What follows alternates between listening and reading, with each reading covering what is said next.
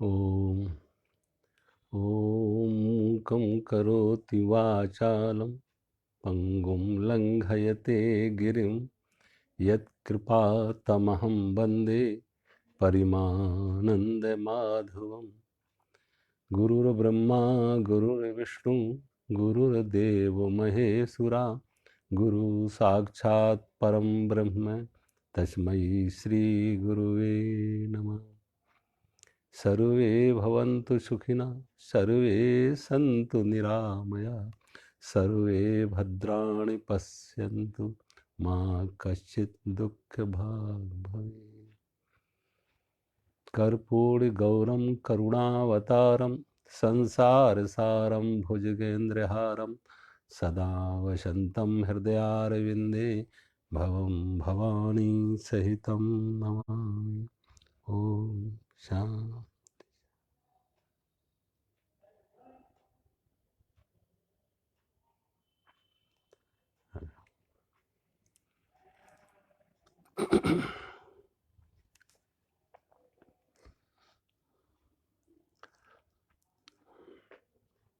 अध्याय 6 श्लोक नंबर 4।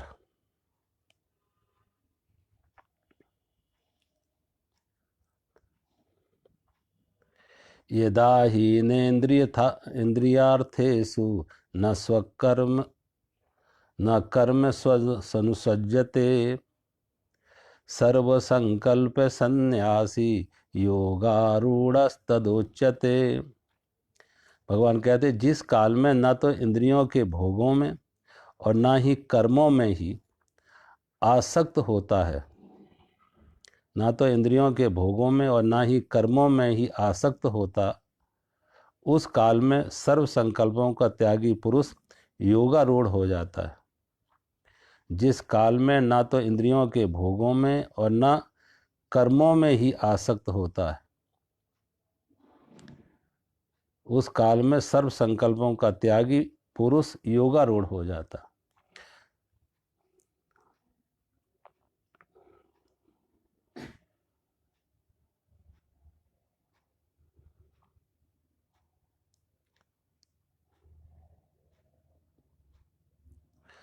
तो इसमें एक तरह से योगारूढ़ कौन है, किसे योगारूढ़ करना चाहिए, कि योगारूढ़ कौन है, योग में आरूढ़ कौन व्यक्ति है, तो उसकी एक तरह से यहाँ एक परिभाषा दी है कि कैसे उसे पहचाना जाए कि योगारूढ़ है। तो उसकी है जिसकी इंद्रियों के भोगों में और कर्म में आसक्ति न हो, ना इंद्रिय के भोगों में हो आसक्ति, ना कर्म में आसक्ति हो, और ऐसा व्यक्ति सर्व संकल्प त्यागी हो। जो सर्व संकल्प त्यागी हो, ना भोगों की इच्छा, इंद्रियों के भोगों की इच्छा है और ना कर्म की इच्छा है, ऐसा व्यक्ति योगारूढ़ है। अब यहाँ पे इंद्रियों के भोगों की, इंद्रियों के भोगों में और न कर्मों में, कर्म भी यहाँ पे सकाम करो। इंद्रिय भोग क्या है? देखो, हमारी इंद्रियां जब बहिर्मुखी हैं, संसार में, विषयों में, वस्तुओं में सुख खोज रही हैं, तो आंख रूप को देखती है, तो आंख रूप को नहीं देखती है। ये इसमें कोई वासना नहीं, इसमें कोई बंधन नहीं है। रूप वासना तब बन जाता आंख के लिए जब आंख उसमें सुंदर और कुरूपता का आरोपण करता है, उसे सुख मिलता है कि इसमें ये सुख है, ये प्रिय है, ये सुखद है। भोजन न सुख का कारण न दुख का कारण, जब तक उसके साथ स्वाद ना जोड़ा जाए। स्वाद है तो बंधन बनेगा, बेस्वाद है तो उसके प्रति राग है तो द्वेष होगा। तो हर इंद्रिय के साथ जो सुख की मांग है, हर इंद्रिय और इंद्रियों के विषय के साथ जो सुख की मांग है, भगवान कहते हैं वो भोग है। अगर इन विषयों में कोई सुख की मांग ना हो, सुख की चाह ना हो, तो आसक्ति का कोई कारण नहीं। आसक्ति तभी बनती है विषयों के साथ इंद्रियों की, जब उससे सुख की अपेक्षा हो, सुख की मांग हो, सुख मिलेगा। अब कोई व्यक्ति धन कमाता है, तो धन क्यों कमाता है? धन इसलिए कमाता है कि धन से सुख मिलेगा। धन से अच्छे कपड़े खरीदेगा, अच्छा मकान खरीदेगा, अच्छा कार खरीदेगा। अगर उस धन की कोई मार्केट वैल्यू ना हो, सोचो, अगर वो धन जो है डिमोनेटाइज हो गया हो, पुरानी करेंसी हो, वही करेंसी जिसके लिए व्यक्ति कितना लड़ाई झगड़े करता था, कितना पाने की आतुरता दिखाता था, कितना कलह होती थी, कितने संघर्ष होते थे, कब? जब उसकी मार्केट वैल्यू थी। और जब उसकी मार्केट वैल्यू खत्म हो गई, मार्केट वैल्यू उसकी खत्म हो गई, तो उसकी कुछ, किसी को मांग रहती, किसी को चाह रहती है, कोई आतुरता दिखाता उसे पाने, उसके लिए वो एक कागज का टुकड़ा हो गया, only a piece of paper, क्योंकि अब वो करेंसी की मार्केट वैल्यू नहीं है। तो करेंसी में, धन में, पैसे में सुख नहीं है, उससे हम सुख खरीद सकते हैं, इसलिए उसके प्रति आकर्षण है। धन में आकर्षण नहीं है। धन से हम अच्छी कोठी खरीद सकते हैं, अच्छी कार खरीद सकते हैं, अच्छे कपड़े खरीद सकते हैं, अच्छा भोजन खरीद सकते हैं, इसलिए धन की आकर्षण है। तो धन कमाने के लिए कोई धन जो है, धन कमाने के लिए धन नहीं कमा रहा है, धन कमान इसलिए कमा रहे कि धन से हमें सुख मिलेगा, सुख कमा रहे हैं, धन नहीं कमा रहे, सुख कमा रहे हैं, क्योंकि धन से हमें सुख मिलेगा, धन से अच्छे वस्त्र मिलेंगे, धन से अच्छा मकान मिलेगा, धन से अच्छा भोजन मिलेगा, इसलिए धन कमा रहे। और अगर कोई धन दे दे बिना कमाए, अगर कोई सरकार ये कहे, शायद हो सकता वो दिन दूर नहीं है, वो दिन दूर नहीं है कि जब सरकारें ये घोषणा करेंगी कि अगर तुम काम करोगे तो 50,000 रुपये महीने दिए जाएंगे, 50,000 रुपये महीने दिए जाएंगे, और काम नहीं करोगे तब भी 50,000 रुपये महीने दिए जाएंगे। अगर काम ना करो तब भी 50,000 रुपये महीने तनख्वाह मिलेगी, काम करो तब भी 50,000 रुपये महीना तनख्वाह मिलेगी। सोचो फिर कितने लोग काम करना चाहेंगे? हर लोग कोई यही कहेगा, अगर बिना काम किए ही मुझे वो पैसा मिल रहे हैं, बिना काम किए, तो कौन काम के झंझट में पड़ेगा? कौन काम करने का श्रम करेगा? कौन समय लगाएगा? तो हम श्रम के लिए श्रम नहीं करते हैं।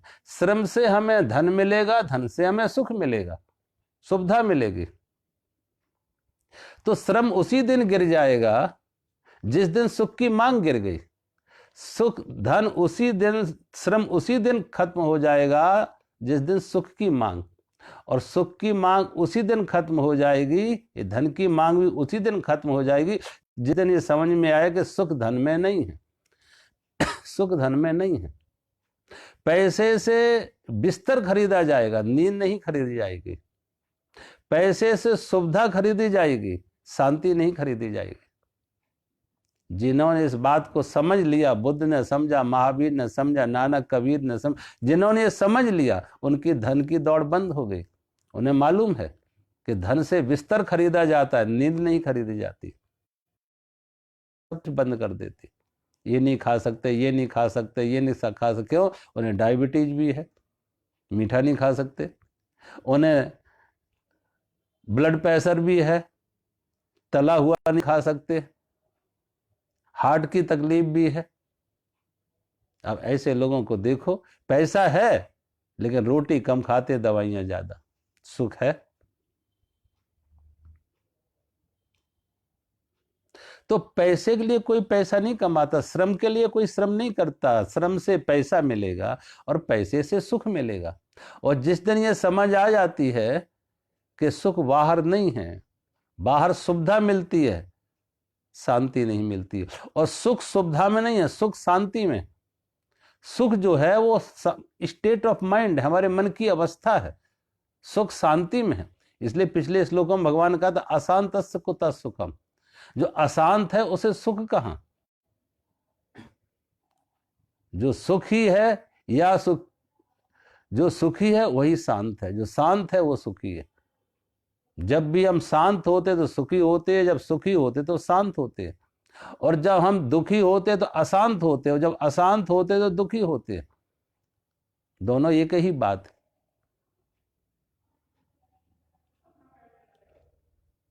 इसलिए भगवान कहते हैं कि जिस दिन व्यक्ति को अपने इंद्रियों का, भोगों का कोई आकर्षण नहीं रहेगा,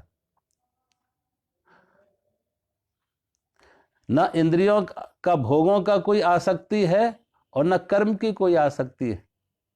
और कर्म कौन? कर्म से अर्थ है सकाम कर्म।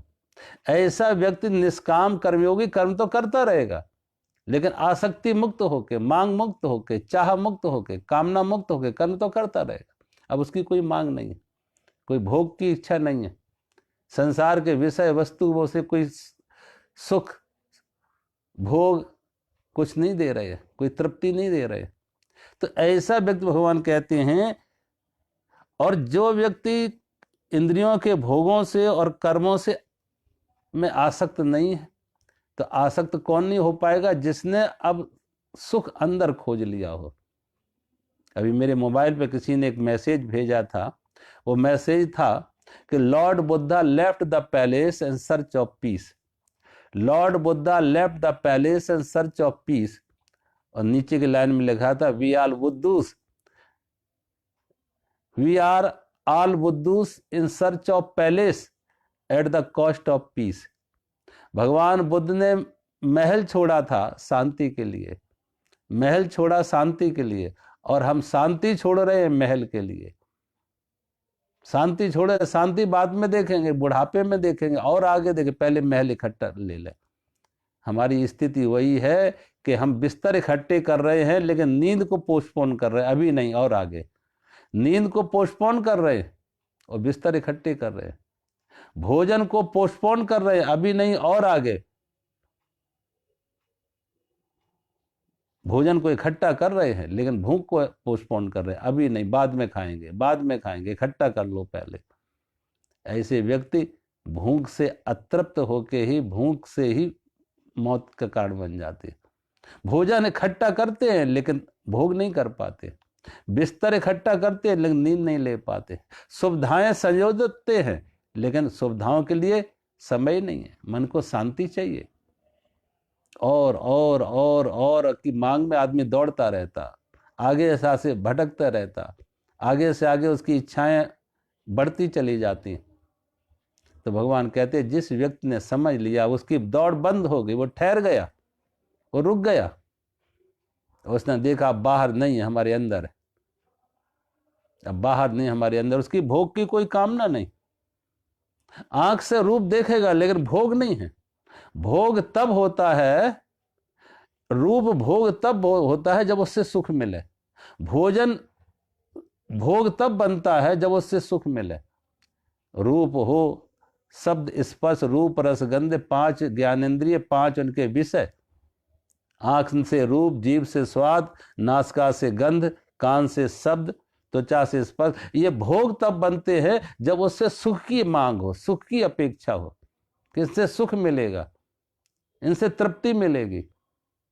भोजन से तृप्ति मिलेगी, रूप से तृप्ति मिलेगी, गंध से तृप्ति मिलेगी, शब्दों से तृप्ति खोजी जाए, एक फुलफिलमेंट खोजा जाए, एक इनर फुलफिलमेंट, एक तृप्ति, सुख। तो कहते भगवान के फिर वो भोग है। जब उनसे कोई सुख की मांग नहीं है, भोग की कोई इच्छा नहीं है, तो भगवान कहते ऐसे व्यक्ति जो है उसकी कोई आसक्ति नहीं है, उसकी फिर कोई आसक्ति नहीं है। वो कर्म तो करेगा, लेकिन वो कर्म कैसे करेगा? अनासक्त होके, अनासक्त होके निष्काम कर्म करेगा। वो इंद्रियां हमारे विषयों के साथ जुड़ेंगी, इंद्रियां विषयों के संपर्क में, आंख से रूप भी देखा जाएगा, जीभ से भोजन भी किया जाएगा, नासिका से गंध भी ग्रहण की जाएगी, लेकिन अनासक्त होके, आसक्त रहित होके, आसक्ति से रहित होके, अनासक्त होके। क्योंकि मान लिया इनमें सुख नहीं है, इनमें तृप्ति नहीं है, इंद्रियां इंद्रियों के साथ बरतेंगी। लेकिन भगवान कहते अब जब इनमें सुख नहीं है तो इंद्रियां तो संपर्क में हैं, और ऐसे व्यक्ति के जो कर्म भी होंगे, शरीर इंद्रियों से जो कर्म भी होंगे, वो कर्म भी तो होंगे लेकिन सकाम नहीं होंगे, निष्काम होंगे। क्योंकि काम, जो सकाम काम था, जिससे कि इस काम से हमें सुख मिलेगा, काम से तृप्ति मिलेगी, वो बात खत्म हो गई कि इससे सुख नहीं है। सुख तो हमारे अंदर मिल गया, अंदर से जो जुड़ा है वो बाहर से हटने लगा, टूटने लगा। और भगवान कहते ऐसा व्यक्ति सर्व संकल्प त्यागी। फिर उसका संकल्प नहीं, जब इच्छा ना रही तो इच्छा शक्ति ना रही, जब इच्छा ना रही तो इच्छा शक्ति का क्या काम है, जब इनमें सुख है ही नहीं। और ऐसा व्यक्ति नित्य तृप्त है, नित्य तृप्त है। उसी को भगवान कहते आत्मरति, आत्म तृप्ति, आत्म संतुष्टि। वो आत्मरति, आत्म तृप्ति, आत्म संतुष्टि बाहर नहीं है, वो अपने अंदर से जब आत्मा से जुड़ा वो तब तृप्ति आएगी। संसार से तृप्ति नहीं आएगी, आत्मा से तृप्ति आएगी। संसार से कोई संतुष्ट नहीं हुआ, आत्मा से संतुष्ट हुआ। तो संतुष्टि का स्रोत, ये प्यास बाहर नहीं है, हमारे अंदर से है। इस प्यास की जो तृप्ति होगी, वो पानी मिलेगा, वो स्रोत हमारे अंदर है, आत्मा से। उसका संबंध स्रोत आत्मा में है, उसका संबंध संसार में नहीं है, वस्तुओं में नहीं है, भोगों में नहीं है। भोजन, भगवान बुद्ध को बौद्धत्व की प्राप्ति होने पर भी, संबोधि प्राप्त होने पर भी भोजन तो उन्होंने किया, ऐसा नहीं भोजन ना कि, भोजन भी किया, वस्त्र भी पहने, लेकिन इसलिए नहीं कि इनसे हमें सुख मिलेगा। यस, उनमें ऐसा वस्त्र हो तो सुख मिलेगा, वैसा वस्त्र हो तो सुख मिलेगा, कुछ वस्त्रों का नहीं। शरीर ढकने के लिए कुछ वस्त्र चाहिए, शरीर को ढकने के लिए कैसा भी वस्त्र चाहिए, शरीर को बनाए रखने के लिए, शरीर को स्वस्थ रखने के लिए भोजन चाहिए। तो जो भोजन किया जाएगा शरीर को स्वस्थ रखने के लिए, भोग के लिए नहीं कि भोजन से सुख मिलेगा, भोजन से सुख मिलेगा, ऐसा नहीं। भोजन शरीर के लिए, सेहत के लिए जरूरी है, भोजन सेहत के लिए जरूरी है। इसलिए जो भोजन किया जाएगा स्वास्थ्य को ध्यान में रख के, स्वाद को नहीं, स्वास्थ्य को ध्यान में रख के। वस्त्र पहने जाएंगे, लेकिन वो वस्त्र दुनिया को दिखावे के लिए नहीं कि दुनिया देखे, विलासता के लिए नहीं, शरीर की जरूरत के लिए वस्त्र पहने जाएंगे। आजकल लोगों को देखो, तमाम वस्त्र सेहत के लिए नहीं पहनते हैं, दिखावे के लिए पहनते हैं। गर्मी के दिन होते हैं तो लोग टेरिकॉट के कपड़े पहने होते, अंदर से पसीना पसीना, और ऊपर से टाई बांधे होते कि अंदर बिल्कुल हवा ही ना जाए। अंदर से घुटन हो रही है, गर्मी लग रही है, पसीना छूट रहा है, और कई कई लोगों को देखो टाई के साथ कोट भी पहन लेते। अब सोचो, वो शरीर की जरूरत नहीं है, वो दुनिया को दिखाना है। ये सूट, ये टाई, ये दुनिया को दिखाने के लिए, दुनिया को दिखाने के लिए। तो ये विलासता हो गई। शरीर की जरूरत, वो तो बात समझ में आती है, जरूरत शरीर की, विलासता नहीं, जरूरत। उनमें सुख मिलेगा, शरीर की जरूरत, शरीर को भोजन की जरूरत है, शरीर को वस्त्र की जरूरत है, शरीर को कहीं आवास की जरूरत है। तो जरूरत जब सामने हो तो भगवान के फिर वो भोग नहीं है। और विलासता जहां सामने हो, इंद्रियों की विलासता, विलासता का संबंध हो, भोजन जो कर रहे भूख के लिए नहीं कर रहे, स्वाद के लिए कर रहे। कभी कभी आप देखो भूख नहीं होती है, भूख नहीं भी होती है तो भी आदमी भोजन कर लेता, क्यों? स्वादिष्ट है। सामने भोजन देखा, भूख नहीं थी लेकिन सामने भोजन देखा, स्वादिष्ट है तो कर लिया। और ऐसा ही भोजन वो स्वास्थ्य नहीं को बिगाड़ता है, बीमारी लाता है।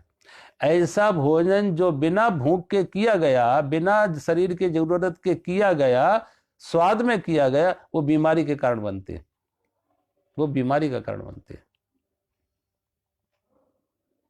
आंख से कोई रूप देख रहा है, 3-3 4-4 घंटे लोग फिल्म में लगाते आंखों से देख रहे, अब आंख की जरूरत नहीं थी, लेकिन रूप से सुख मिल रहा है, वो फिल्म देखने से सुख मिल रहा है, वो विलासिता हो गई, उससे सुख मिल रहा है। और उससे अब जैसी उसमें देखा है, अगर वो कोई कामुक फिल्म है तो काम वासना जगेगी तुम्हारे अंदर, वो बीमारी बनेगी, वो रुग्णता हो गई।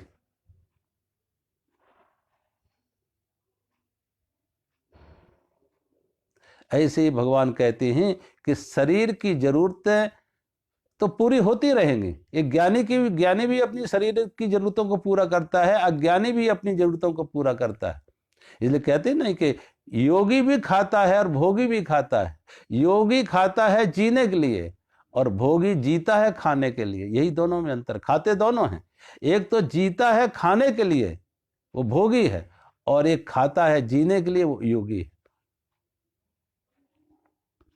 तो भगवान कहते हैं ऐसे व्यक्ति की भोगों के प्रति कोई आसक्ति नहीं रहती है, और भोगों के प्रति आसक्ति नहीं रहती, और भोगों को प्राप्त करने के लिए जो सकाम कर्म किए जाते वो भी नहीं।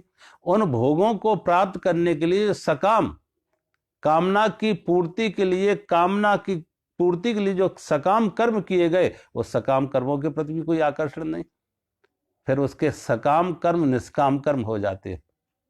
और भोजन, उसकी शरीर की इंद्रियां जो है वो भोगों में नहीं जाती हैं, वो जरूरत में जाती है, जहां उसकी जरूरत है, आवश्यकता है, जो शरीर के लिए जरूरी है। तो ऐसा व्यक्ति भोगों से भी आसक्त हो जाता है और सकाम कर्मों से भी आसक्त रहित हो जाता है। भोगों से भी आसक्ति रहित और सकाम कर्मों से भी आसक्ति रहित हो जाता, कोई आसक्ति नहीं दोनों के प्रति। और फिर भगवान आगे और कह रहे हैं कि फिर उसके संकल्प नहीं, सर्व संकल्प त्यागी हो जाता।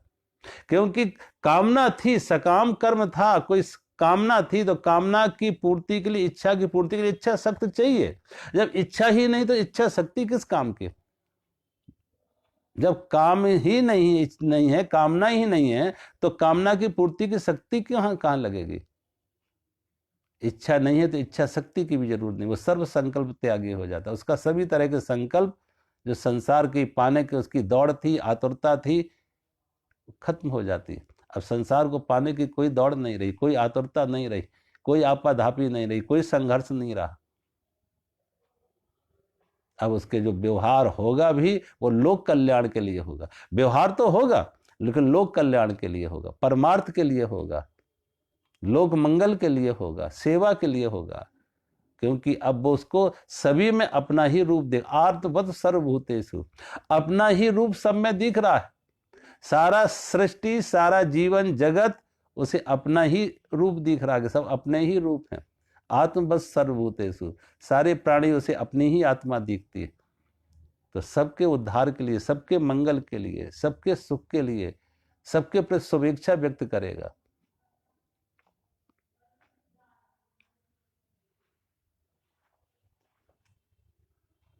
भगवान बुद्ध कहते थे कि अगर तुम्हें कोई सड़क पर मिले, बाहर कोई भी मिले, व्यक्ति मिले, कोई पशु मिले, कोई पक्षी मिले, कोई वृक्ष मिले, सबके प्रति मंगल कामना व्यक्त करो, सबके प्रति मंगल कामना व्यक्त करो। क्योंकि जब सबके प्रति मंगल कामना व्यक्त करोगे तो वही मंगल कामना चारों तरफ से तुम्हारे ऊपर बरसेगी, वो इको होगी। तुमने मंगल कामना दी है तो चारों तरफ से मंगल कामना तुम्हारे ऊपर बरसेगी, वापस आएगी। इसलिए हमारे यहाँ पहले परंपरा थी, हर किसी को हम राम राम कहते थे। यानी राम राम का अर्थ है तुम्हारे अंदर भी राम, हमारे अंदर भी राम, दोनों में एक ही है। जो राम मेरे अंदर है वही राम सामने वाले के अंदर भी है, दूसरे में भी है। और अगर राम ही है तो शत्रुता किसके प्रति, फिर बैर किसके प्रति, ईर्षा किसके प्रति? सोचो, राम के प्रति हम बैर करेंगे, राम से हम ईर्षा करेंगे, राम पर हम क्रोध करेंगे, राम को हम सताएंगे, सोचो, राम का शोषण करेंगे, राम को धोखा देंगे। सोचो, अगर दूसरे में भी राम है तो हम जो बुराइयां करते हैं कर्मों के लिए, भोगों के लिए, उन बुराइयों से मुक्त हो जाए। कर ही क्या कि वो भी राम है, वही राम उसमें भी है। तो भगवान कहते ऐसा व्यक्ति जो है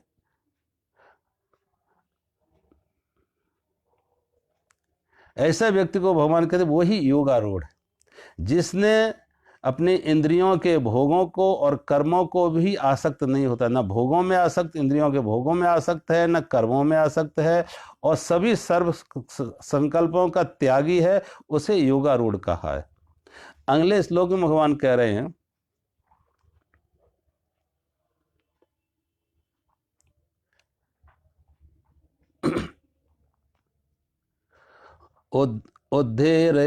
उद्धेरात्मानम आत्मानम नात्मानम अवसादयेत आत्मैवे ही आत्मनो बंधु आत्मैवे ऋतुआत्मना। भगवान कह रहे हैं, अपने द्वारा अपना संसार समुद्र, अपने द्वारा अपना उद्धार करे, अपने को अधोगति में न डाले, क्योंकि वह आप ही तो अपना मित्र है और आप ही अपना शत्रु है। भगवान कहते आप ही अपना मित्र है, आप ही अपना शत्रु है। अपने द्वारा अपना उद्धार करे और अपने को अधोगति में ना डाले। अपने द्वारा अपना उद्धार करे, अपने को अधोगति में ना डाले, क्योंकि यह मनुष्य आप ही अपना मित्र है, आप ही अपना शत्रु है। भगवान कहते हैं आप ही अपना मित्र है, आप ही अपना शत्रु है।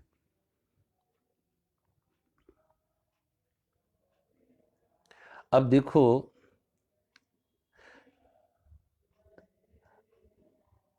मित्र से हम क्या चाहते हैं? मित्र से हम अपना सुख चाहते हैं, सुविधा चाहते हैं, अपनी भलाई चाहते हैं, अपने प्रति शुभ चाहते हैं। और शत्रु के विपरीत है, शत्रु से हमें दुख मिलेगा, कष्ट मिलेगा, बंधन मिलेगा, अपमान मिलेगा। शत्रु से दुख मिलता, अपमान मिलता, तिरस्कार मिलता, पीड़ा मिलती शत्रु। और मित्र से सुख मिलता, मित्र से सुविधा मिलती, मित्र से सब तरह के जीवन में मंगल मिलता। तो अब भगवान ये कह रहे हैं कि जो मित्र और शत्रु है, वो मित्र और शत्रु असल में बाहर नहीं है। ना मित्र बाहर है, ना शत्रु बाहर है।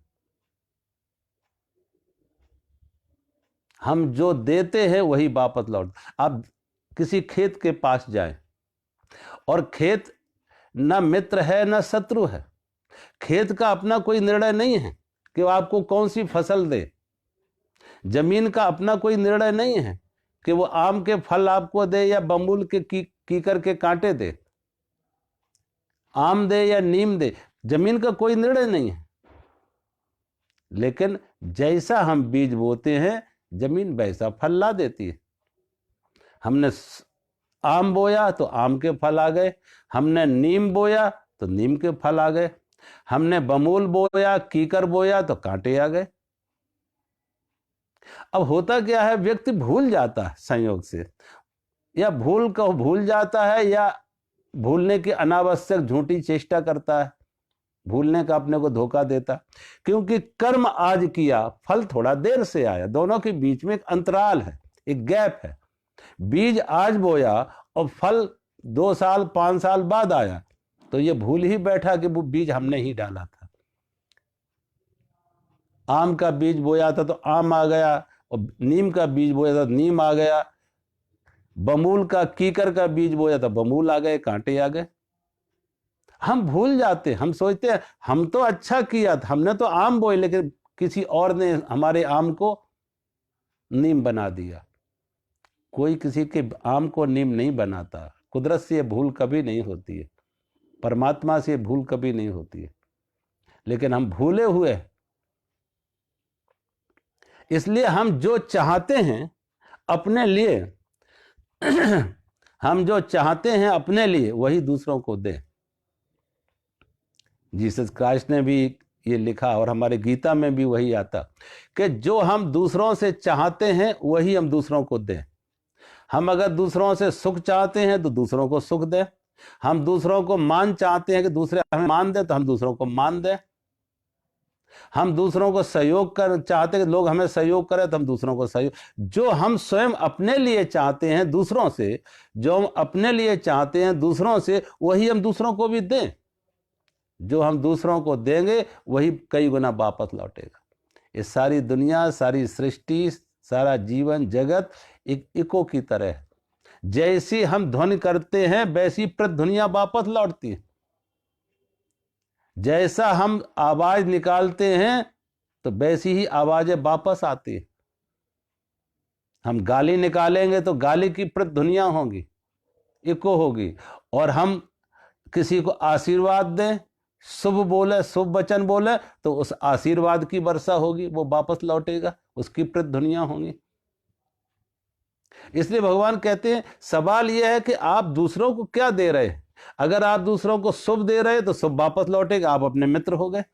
और अगर आप दूसरों को बुराई दे रहे हैं, विष दूसरों के जीवन में आप विष घोल रहे हैं, तो आपके जीवन में विष वापस लौटेगा, तो आप अपने शत्रु हो गए।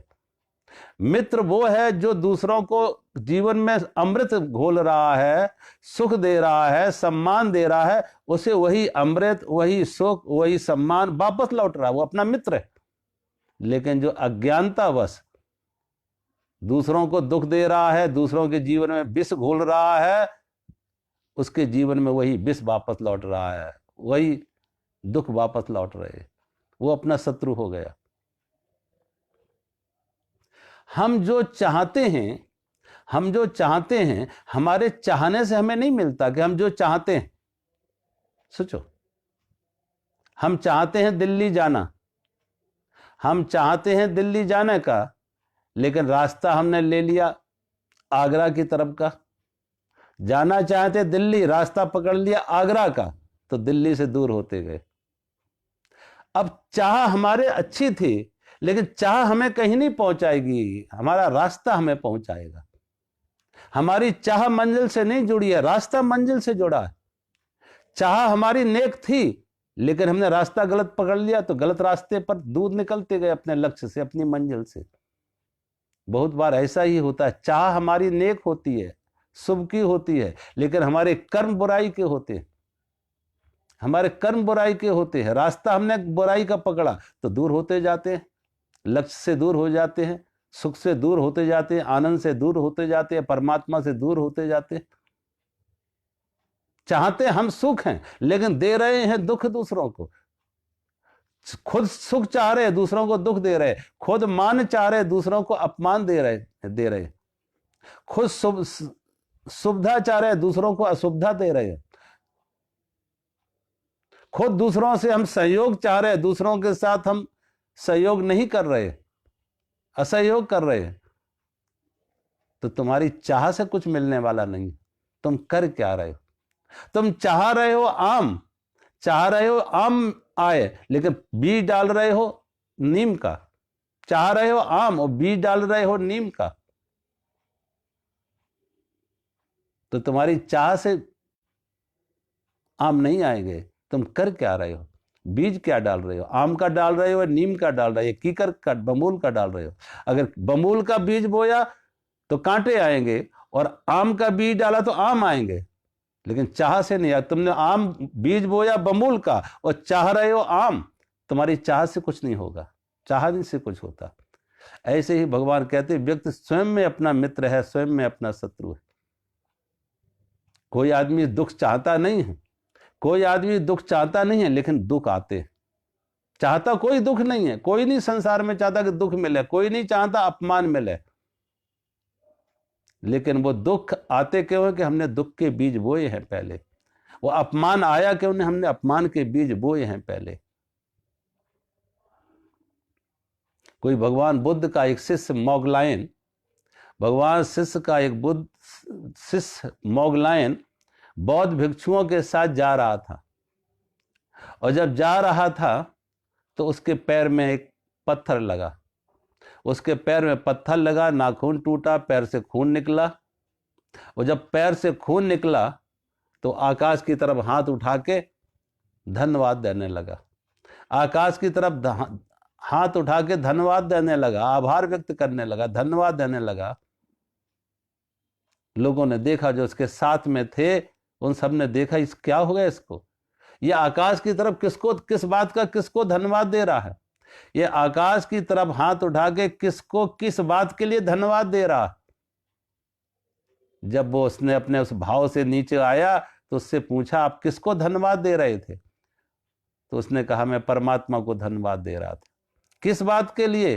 तुम्हारे पैर में तो पत्थर लगा, किस बात के लिए धन्यवाद दे रहे थे? कि इस बात के लिए धन्यवाद दे रहा था कि मेरा अंतिम कर्म था ये भी कट गया, एक अंतिम कर्म रह गया था। मैंने कभी किसी को पत्थर मारा था, मैंने भी कभी किसी को पत्थर मारा था और वो पत्थर का परिणाम वापस आ गया। मैंने कभी किसी को पत्थर मारा था, उस पत्थर का परिणाम वापस आ गया, वो कर्म भोग पूरा हो गया। अब सभी कर्मों से मैं मुक्त हो गया, सभी कर्म हमारे कट गए। इसलिए परमात्मा को धन्यवाद दे रहा था, जो आखिरी एक कर्म था उससे भी मुक्त हो गए। ऐसा जो ज्ञानी होगा, आत्मज्ञानी होगा, अगर उसे गाली आ रही है, अपमान आ रहा है, दुख आ रहा, धन्यवाद देगा कि मेरा कर्म कट गया। मैंने कभी किसी को गाली दी होगी इसलिए गाली आई, मैंने किसी को अपमान किया होगा इसलिए अपमान आया, मैंने किसी को दुख दिया होगा इसलिए दुख आया।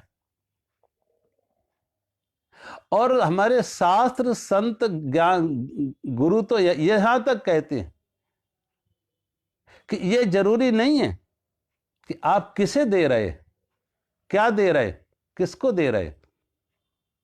जीसस क्राइस्ट की एक कहानी कहते हैं कि जीसस क्राइस्ट जा रहे थे रास्ते पे, तो एक व्यक्ति गाड़ी चला रहा और बैलों को गालियां निकाल रहा। एक व्यक्ति गाड़ी चला रहा और बैलों को गालियां निकाल रहा। जीसस क्राइस्ट ने कहा भाई तू इसे गालियां क्यों निकाल रहा है? तो उसने कहा कि एक बैल मुझे कौन सी गालियां वापस लौटाएंगे, एक बैल मुझे कौन सी गालियां वापस लौटाएंगे जो मैं इनसे डरूं। जीसस क्राइस्ट ने कहा ये बैल तुझे गालियां वापस नहीं लौटाएंगे, लेकिन गालियां वापस लौटेंगी, गालियां वापस लौटेंगी। सवाल ये नहीं तू किसको गाली दे रहा, सवाल ये कि तूने गाली का कर्म किया, गाली देने का कर्म तूने किया और गालियां वापस लौटेंगी।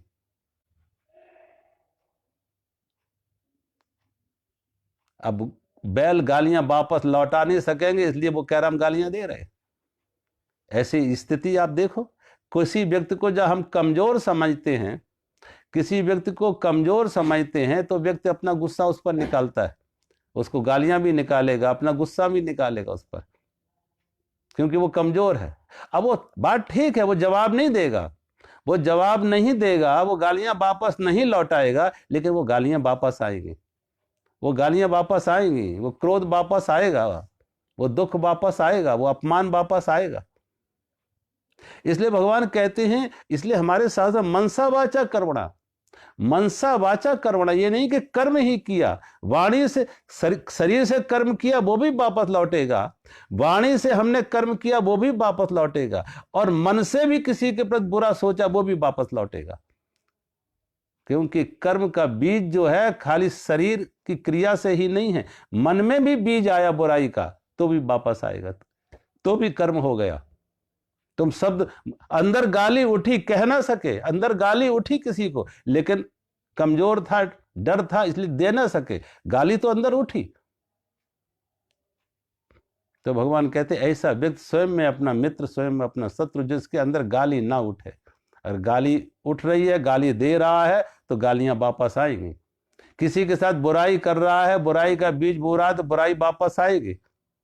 ऐसा व्यक्ति स्वयं ही अपना मित्र है, स्वयं ही अपना शत्रु है। मित्र वो है जो अपने हित में जो चाह रहा है, जो खुद चाह रहा है वही दूसरों को दे रहा, वो मित्र है। जो हम चाहते हैं अपने लिए सुख, चाहते हैं सम्मान, चाहते हैं सुविधा, चाहते हैं सहयोग, जो अपने लिए हम चाह रहे हैं वही दूसरों को दे रहे, वो अपना मित्र है। और वो शत्रु है जो चाहते अपने लिए शुभ चाह रहा है लेकिन दूसरों को अशुभ दे रहा है, वो अपना शत्रु है। उसे मालूम ही नहीं है कि वो अशुभ लौटने वाला है, वो अमंगल लौटने वाला है, वो दुख लौटने वाला है, वो अपमान लौटने वाला है, उसे मालूम ही नहीं। वो अपना जाने अनजाने अपना ही शत्रु हो गया। जीसस क्राइस्ट ने एक कहानी लिखी कि एक व्यक्ति कोई जमींदार का खेत जमींदार के खेतों में फसल बोई जाती है, गेहूं की फसल बोई जाती, लेकिन कोई उस गेहूं की फसल के बीच में जो खरपतवार है, घास उसके बीज कोई डाल जाता, घास पात के खरपतवार के बीज कोई डाल जाता उसके खेत में, और फसल नष्ट हो जाती। फसल नष्ट हो जाती क्योंकि खरपतवार सारा जमीन का भोजन ले लेते और फसल नष्ट हो जाती, फसल गेहूं आगे नहीं हो पाता। एक बार हुआ, दूसरी बार हुआ, तीसरी बार हुआ, उसने जो जमींदार था उसने उसके ऊपर पहरेदार लगवाए, पहरा लगवाया कि देखो ऐसा कौन है जो हमारे खेत को नुकसान करता और खरपतवार के घास के बीज फेंक जाता, कौन ऐसा व्यक्ति है। जब खूब उसकी खोज की गई कि ऐसा कौन व्यक्ति है जो इस जमींदार के से बैर करता है, जमींदार से शत्रुता मानता है और जमींदार से शत्रुता मान के जमींदार का अहित करता, गेहूं के खेत में और घास के बीज डाल के। एक दिन कहते हैं एक जो छोटा सा नीचे का नौकर था उसने आके अपने बड़ा जो नौकरों के ऊपर हेड था, नौकरों का भी जो बोस था, उसको जाके कहा, जो नौकरों के ऊपर भी एक हेड था उसको जाके खबर की कि आज मैंने खुद अपनी आंखों से देखा कि इस मालिक के खेत में कौन घास के बीज डालता है, कौन घास के बीज आज मैंने खुद अपनी आंखों से देखा। तो उसने पूछा वो कौन था जो मालिक से दुश्मनी मानता है, मालिक से बैर मानता है, कौन वो था? तो उसने कहा मुझे भी बताने में डर लग रहा है, वो कोई और नहीं है, वो अपना मालिक ही है, वो कोई और नहीं है, वो अपना मालिक ही है। लेकिन जब वो आता है तो उसकी चाल ढाल से ऐसे लगता है कि वो किसी बेहोशी में है, किसी मूर्छा में, उसे होश नहीं है वो क्या कर रहा है। किसी मूर्छा में, किसी बेहोशी में आके वो मालिक खुद ही अपने ही खेत में अपने ही हाथों घास के बीज फेंक रहा है, खरपतवार फेंक रहा है, घास के बीज फेंक रहा है, वो मालिक स्वयं।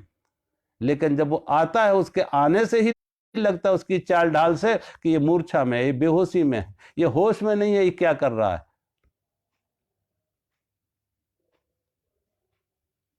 कहते हैं जीसस क्राइस्ट ने कहा इसी तरीके से हम एक मूर्छा में, हम स्वयं ही अपना अहित कर रहे हैं, हम स्वयं ही अपने दुश्मन बन रहे हैं, हम स्वयं ही अपने शत्रु बन रहे हैं, हम स्वयं ही अपने खेत में घास के बीज फेंक रहे हैं और अपनी फसल नष्ट कर रहे हैं। कोई और जिम्मेदार नहीं है, हम स्वयं जिम्मेदार है, कोई और जिम्मेदार नहीं, हम स्वयं। लेकिन हम इस एक गहरी मूर्छा में होते हैं, एक बेहोशी में होते हैं।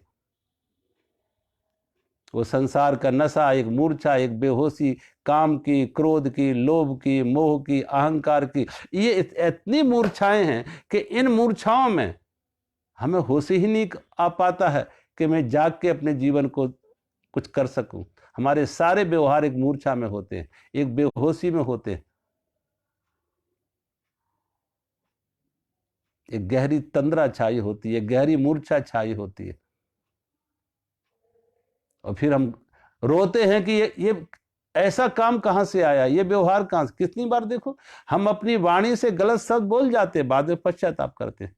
हम अपने जीवन में गलत व्यवहार कर जाते हैं, बाद में पश्चाताप करते हैं। क्योंकि जब किया था, जब बोला था तो होश नहीं था, जब किया था तो कोई मूर्छा थी, एक तंद्रा थी। भगवान कहते हैं ऐसा व्यक्ति जो खुद मूर्छा में अपना ही अहित कर रहा है वो अपना शत्रु है। और जो ऐसा जाग गया, जीवन में जाग गया, होश में आ गया, अब वो दूसरों के साथ वही कर रहा है कि जो अपने लिए चाहता। वो कबीर का एक दुआ है, कबीरा यातन खेत है, कबीरा यातन खेत है, मनसा भयो किसान। कबीरा यातन खेत है और मनसा भयो किसान, और पाप पुण्य दो बीज है, बोए सो नुदे निदान। कबीर ने लिखा है कबीरा यातन खेत। ये हमारा शरीर, इंद्रियां हमारा क्या है? खेत की तरह। ये सारा संसार खेत की तरह है। मनसा भयो किसान, और मन क्या है? हमारा किसान है, वो मालिक है, वो किसान है। तो वो किसान इस शरीर के इंद्रियों के माध्यम से जो बाहर कर्म कर रहा है, जो व्यवहार कर रहा है, जो बो रहा है, पाप पुण्य दो बीज हैं, पाप और पुण्य के दो बीज हैं। अब जो बो रहा है, पाप बो रहा तो पाप की फसल आएगी, पुण्य बो रहा तो पुण्य की फसल आएगी। ये किसान जो हमारा मन रूपी किसान है, मन बिगड़ गया, मन मूर्छा में है, तो बुराई के पाप के बीज बोएगा, और मन सुधर गया, मन होश में है, सजग है, तो पुण्य के बीज बोएगा। साधु और एक अपराधी में यही है कि जिसका मन बिगड़ गया वो पाप के बीज बो रहा है, और जिसका मन सुधर गया वो पुण्य के बीज बो रहा। तो भगवान कहते हैं ऐसा व्यक्ति स्वयं ही अपना मित्र है और स्वयं ही अपना शत्रु है, और अपने द्वारा संसार समुद्र से अपना उद्धार करे, अपने को अधोगति में न डाले। अपने द्वारा अपना स्वयं उद्धार करे, अपने को अधोगति में ना डाले, क्योंकि हम जब बुराई के कर्म करते हैं तो अधोगति में जाएंगे, और भलाई के कर्म करेंगे तो ऊर्ध्वगामी होंगे। ये अपने हाथ में है। ये जीवन एक सीढ़ी है, एक सीढ़ी की तरह। इसी शरीर रूपी से हम पर ऊपर की सीढ़ी भी चढ़ सकते हैं और नीचे की सीढ़ी भी होती है। सीढ़ी का दोनों काम है। वही सीढ़ी हमें ऊपर भी चढ़ाती है, वही सीढ़ी हमें नीचे भी उतारती है। मनुष्यता अपने में एक द्वार है जो बाहर भी ले जाती है, अंदर भी ले जाती है। द्वार का दोहरा उपयोग होता है। द्वार हमें बाहर भी ले जाने देता है, और द्वार हमें भीतर भी आने देता है। ऐसी सीढ़ी का दोहरा उपयोग है। सीढ़ी हमें ऊपर भी लेके आती, सीढ़ी हमें नीचे भी उतारती है। अब जो जागा हुआ जीवन में होश में है, जो अपना मित्र है, जो अपना मित्र है अपना, और दूसरों की तरह मित्रता का भाव कर रहा, पुण्य के बीज बो रहा, परोपकार के बीज बो रहा, वो उस ऊर्ध्वगामी होता है। वो ऊर्ध्वगामी होता है, वो उसकी चेतना ऊर्ध्वगामी होती है। वो शरीर से, मन, इंद्रियों से शुभ कर्म करेगा। शरीर, मन, बुद्धि, इंद्रियों से शुभ कर्म करेगा, उसके जीवन में वो ऊर्ध्वगामी होगा। और जो अपनी बुद्धि का जिसके अंदर कुमति बैठी हुई है, जिसके अंदर कुमति बैठी हुई है, वो चाह तो सुख चाह रहा है, मान चाह रहा है, लेकिन बीज बो रहा है दुख के, अपमान के, बुराई के, पाप के। वो जो अपने शरीर, मन, बुद्धि, इंद्रियों के द्वारा दुख के बीज बो रहा, पाप के बीज बो रहा, अपमान के बीज बो रहा, दूसरों को कष्ट के बीज बो रहा, वो अपने जीवन को अधोगामी बना रहा। वो अपने जीवन को अधोगामी बना रहा। वो नीचे की तरफ, उसी सीढ़ी से नीचे। शरीर तो शरीर है, आप ऊपर की सीढ़ी चढ़ लो इस शरीर के द्वारा, या नीचे की सीढ़ी उतर आओ। राम और रावण के शरीर में कोई फर्क नहीं था, कृष्ण और कंस के शरीर और इंद्रियों में कोई फर्क नहीं था। लेकिन कृष्ण की चेतना ऊर्ध्वगामी होती है, कंस की चेतना अधोगामी होती है। राम की चेतना ऊर्ध्वगामी होती है और रावण की चेतना अधोगामी होती है। एक अपराधी और संत में, साधु में यही फर्क है। अपराधी की चेतना अधोगामी होती है और संत की चेतना ऊर्ध्वगामी होती है। वो शुभ ही शुभ करता तो जीवन में शुभ ही शुभ आते, और जो अपना शत्रु है वो बुराई ही बुराई करता तो बुराई आगे आती है। तो भगवान कहते व्यक्ति स्वयं में अपना मित्र है और स्वयं ही अपना शत्रु है।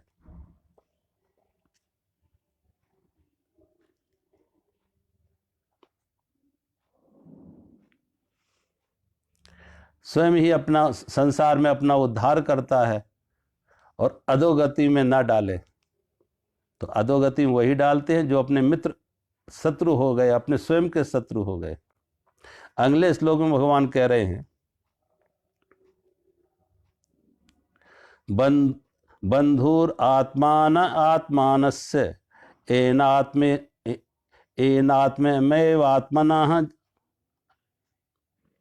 बंधुर आत्मा आत्मनः तस्य एन आत्माना एव आत्मनः जिता अनात्मनः तु शत्रुत्वे वर्तते आत्मा एव शत्रुवत्।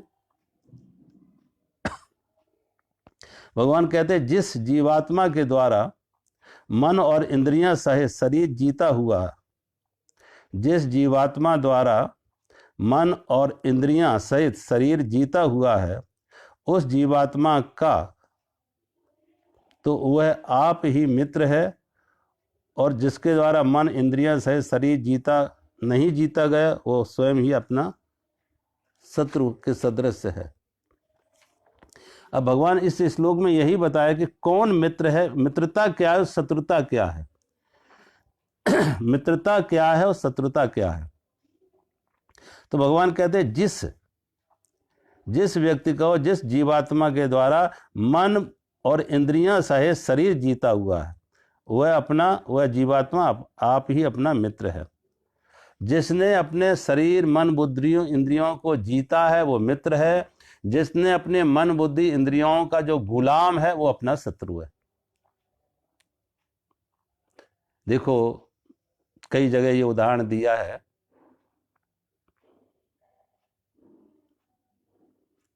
कि एक रथ और रथ के घोड़े।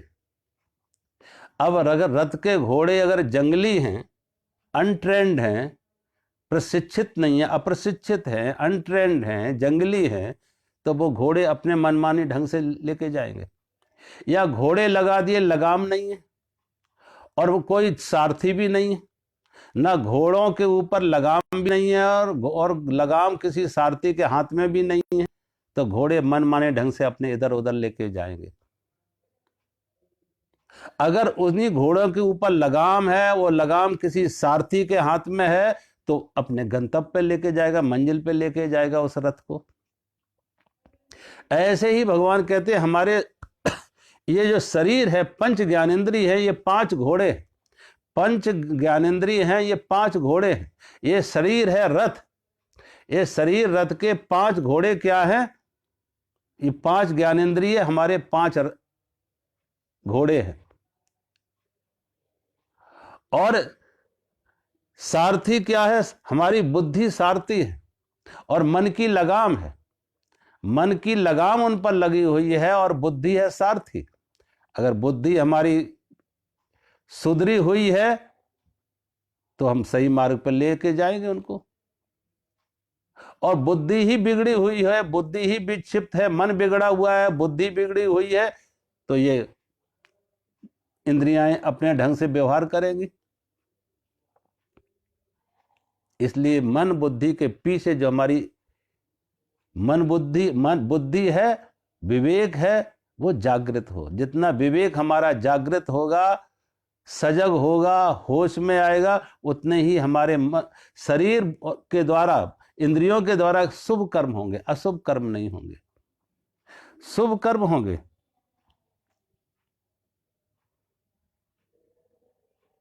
एक कोई मालिक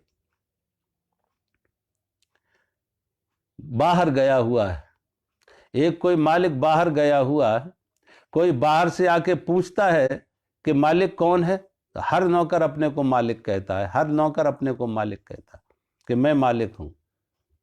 बाद में कोई और आया तो दूसरे किसी से मुझे उसने कहा मैं मालिक हूं। बाद में कोई और आया तो तीसरे से मुझे उसने कहा मैं। अब जितने नौकर हैं वो सब अपने को मालिक मानते हैं।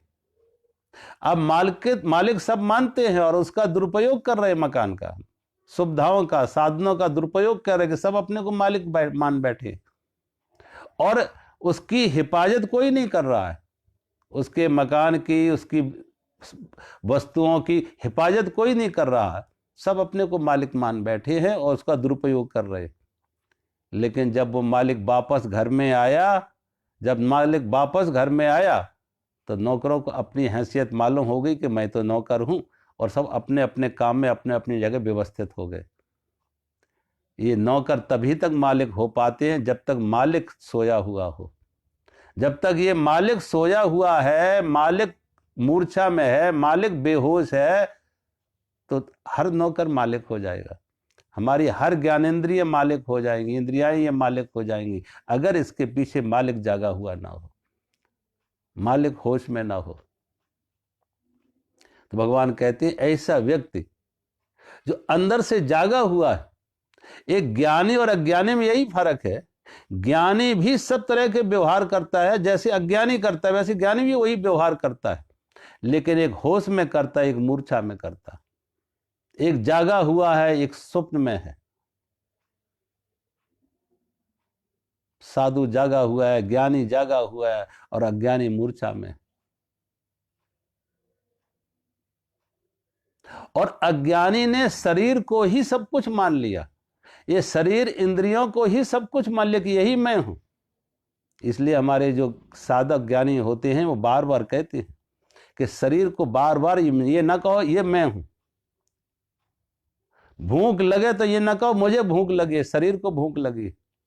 भूख लगे तो ये धीरे धीरे हमने अपने को हिप्नोटाइज किया, अपने को एक तरह से सम्मोहित किया। भूख लगती है तो हम कहते मुझे भूख लगी, प्यास लगती है तो मुझे प्यास लगी, सर्दी लगती है तो मुझे सर्दी लगती है। हम ये नहीं कहते शरीर को, पेट को भूख लगी है। हम ये नहीं कहते हैं शरीर को प्यास लगी है। हम ये नहीं कहते शरीर को सर्दी गर्मी लग रही है। इस शरीर को, मुझे नहीं, इस शरीर को।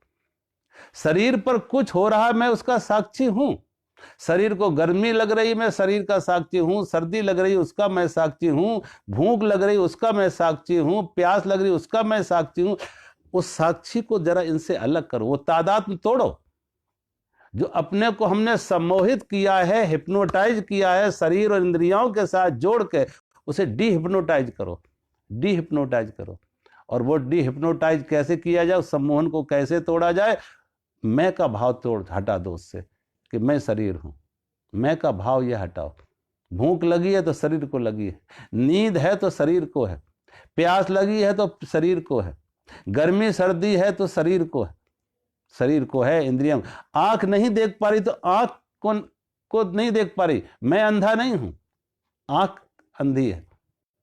मैं बहरा नहीं हूं, कान बहरे हो सकते हैं, आंख अंधी हो सकती है। स्वस्थ है शरीर या बीमार है शरीर तो शरीर बीमार है, मैं बीमार नहीं। मन कभी शांत हो कभी अशांत हो तो शरीर, मन हमारा शांत हो या अशांत हो, लेकिन मैं अशांत नहीं हूं, मैं अशांत नहीं हूं। इस साक्षी को शरीर मन बुद्धि इंद्रियों से जरा अलग करो, इसे अलग करो। इसके साथ तादाद में तोड़ो।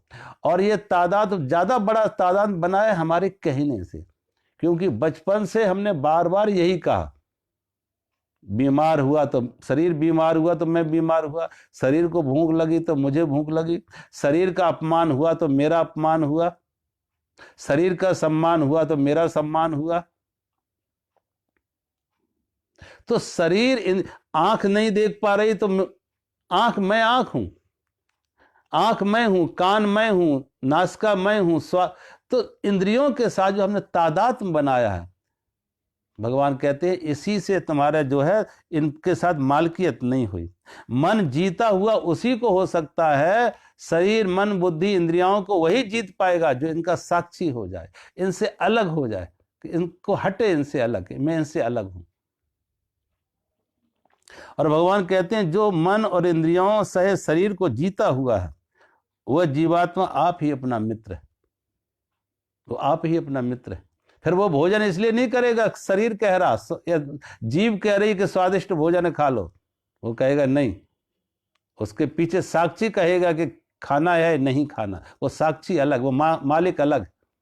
वो मालिक कहे, जीव तो कहेगी, मन भी कहेगा खा लो स्वादिष्ट है, लेकिन अंदर जो पीछे मालिक खड़ा है वो कहेगा नहीं, भूख नहीं इसलिए भोजन नहीं करना, भूख नहीं इसलिए भोजन नहीं करना। वहां मालिक आएगा, मालिक खड़ा हो गया। जब अपने शरीर मन इंद्रियों पर अपनी मालकियत होगी, उस समय ये शरीर इंद्रियां मनमाने ढंग से व्यवहार नहीं करेंगी, भोगों की तरफ नहीं जाएंगी। सहज में संयम आ जाएगा, विरक्ति आ जाएगी, संयम आ जाएगा। क्या करना है क्या नहीं करना, पीछे जो मालिक है चेतना के रूप में, दृष्टा के रूप में, साक्षी के रूप में, भगवान कहते वो आएगा। और वो तुम्हारे जीवन में ऐसा व्यक्ति ने अपने शरीर मन बुद्धियों को जीता है, और जिसने अपने शरीर मन इंद्रियों को जीता है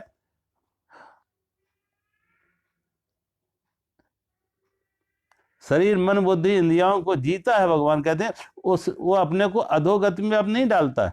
वही जो जीता है वही जीवात्मा अपना मित्र है, वो अपना मित्र है। जिसने शरीर मन इंद्रियों को जीता है, जीतने का अर्थ ये नहीं उनके साथ कोई हमें हिंसा नहीं करनी है, ये नहीं कि शरीर को सताना है या इंद्रियों को सताना है।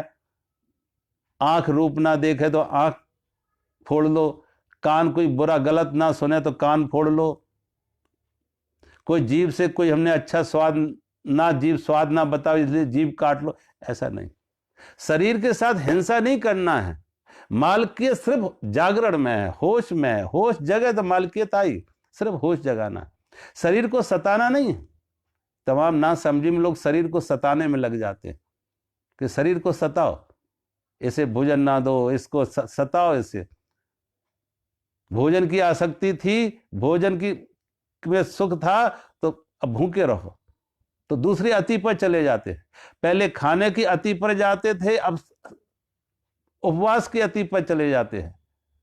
पहले शरीर के प्रति बहुत उनका आकर्षण था, विलासता की तरफ जाते थे, विलासता की तरफ थे, अब सताने की तरफ चले गए।